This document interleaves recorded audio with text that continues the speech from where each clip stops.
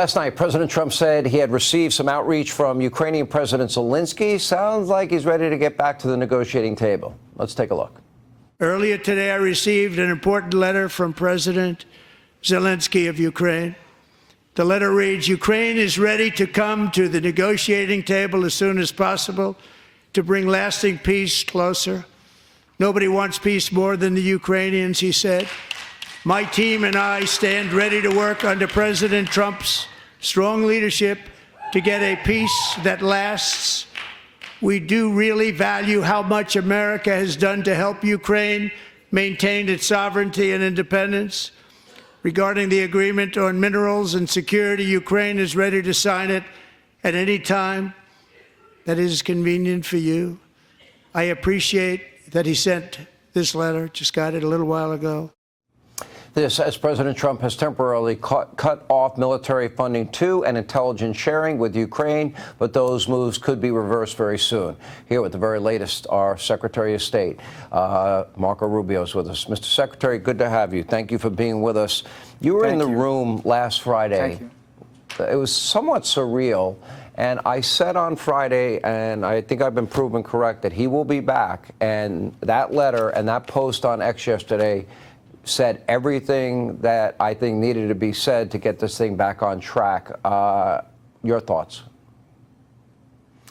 Well, I think the important thing to understand about last Friday is not last Friday, it's everything that led up to it. It's been very clear from the beginning that President Trump views this as a protracted, stalemated conflict, and frankly, it's a proxy war between nuclear powers, the United States helping Ukraine and Russia. And it needs to come to an end. And no one has any idea or any plan to bring it to an end. The plan of the Ukrainians up to now and their allies on Capitol Hill and the people you talk to in other countries is, let's just keep giving them as much as they need for as long as it takes. That's not a strategy. On the Russian side, obviously, they struggled early on in this conflict. They're a bigger country. They've made some progress, but by no means are the Russians running away with it either. So it's a stalemated conflict. This was explained to everybody, and it was made very clear. All the president's trying to do here is figure out is there's a path towards peace. We have to engage both sides, the Russians and the Ukrainians, and we ask the Ukrainians not to sabotage it. When the vice president made the point that it's going to take diplomacy to get things like this solved, President Zelensky, unfortunately, made the decision to challenge the vice president and start questioning whether diplomacy is even possible. In essence, sabotaging and undermining the president's plan. And so that led to the dust-up. I'm glad to see that there's been a reconsideration of that position because I truly believe that this is a conflict that we need to find a way to end. And it's going to require concessions from both sides. But we have to get them both to the table. The Ukrainians have to be there. Obviously, it's their country. The Russians have to be at that table. And only President Trump can make that possible. That's been the goal. That remains the goal. And that's what we're focused on now. Okay, and you're right. It's been a stalemate, but it's been a stalemate of hundreds of billions of hard-earned taxpayer dollars. Correct. And this is not going to go on in perpetuity, and there won't be a country left, and how many more people have to die? How many people died from last Friday to today, for example? So my understanding is Putin said he is willing to get into a negotiated settlement. Is that your understanding? Yeah, look, I mean, we met with them 2 weeks ago, and the point of our meeting with them was very simple. Are you interested in talking about ending this war or not? Because there can't really be much of a change with our relationship as long as this war is going on. Their answer was, we are interested in talking about it. We now need to follow up. It's hard to follow up when the other side of the conflict is saying they're not interested in peace at all, and that was the message that was coming across. Hopefully that's been corrected. I hope that's going to be corrected more clearly. And then I think that opens the door to figure out whether this is possible. By the way, this should be a mystery to no one. The president, when he was a candidate and he was running, he said very clearly this is a war that never would have happened, and I believe that to be true, had he been president, and we need to bring it to an end. He's working to become, he wants to be a peacemaker. Usually, and I made this point in multiple interviews, usually people are happy when our president, the president of the most powerful country in the world, is looking to prevent wars and to end wars. Somehow, when it's Donald Trump that's doing it, it's somehow a horrible thing. So, as I've said, it's important for us to understand we are blessed and fortunate to have a president that is looking to bring an end, if possible, to a conflict that's cost billions of dollars and hundreds of thousands of lives and destruction that'll take a generation for Ukrainians and others to be able to recover from. I watched you in a couple of interviews, and it frustrates me. Call him an evil dictator thug. Nobody's disagreeing. But at this point, if you want to get a negotiated settlement, that was tried for 4 years. by Joe Biden. At this point, it's time to hit the reset button. Would that deal be a mineral deal first that would ensure U.S. presence and also money for Ukraine to rebuild their country? Would the second phase be a ceasefire? Would the third phase be the negotiated settlement? Does that sound about right to you? Well, I'm not going to pre-negotiate it. Look, at the end of the day, the Ukrainians are going to have their demands. The Russians are going to have theirs. We have to see how far apart they are if we get to that point in the process. And that's where diplomacy, that's what the vice president's point was. That's where diplomacy kicks in. That's where the hard work of diplomacy comes into play, when you have to figure out how do you bridge this difference. But this is not unique to this crisis. It's what we're going through right now with Hamas and Israel and Gaza. It's what's taken every war and every conflict that's ended in a truce, a ceasefire, whatever, a peace plan, has all been the result of the hard work of diplomacy of bridging those differences. But we have to begin that process, and you can only do it if both sides are willing to do it.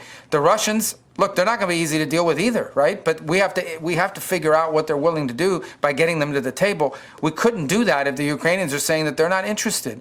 Now that's changed, and hopefully that's true. And so I think the opening is now there to see what's possible, and it would be in the benefit of everyone. The Russian people, the people of Ukraine, the people of the United States, frankly, our European partners and allies. It would be to their benefit as well to see this come to an end. But there's only one person on the planet that can make that happen, and his name is Donald J. Trump, the President of the United States. And we should be cheering that on, and we should be supporting that, not undermining it or calling it names the way some are doing in the media and some are doing internationally.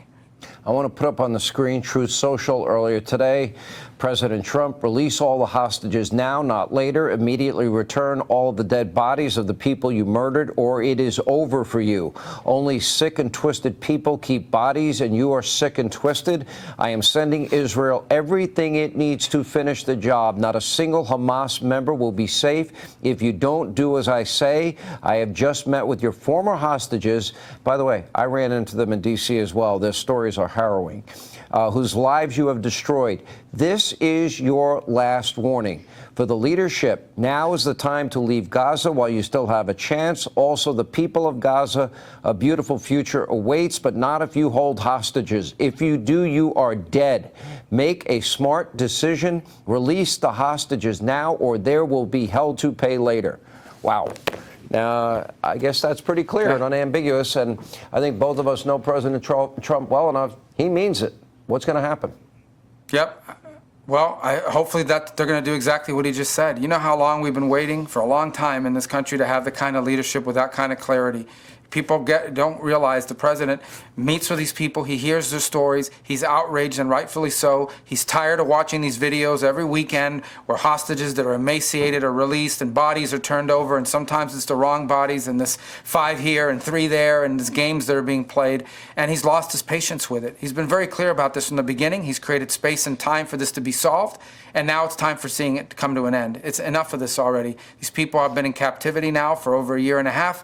These are monsters. It needs to stop. And I wish there were more international pressure along the same lines here. But I'm glad he's putting those statements out. I think he doesn't say these things and not mean it, as folks are finding out around the world. If he says he's going to do something, he'll do it. He'll do it. And so they better take that seriously.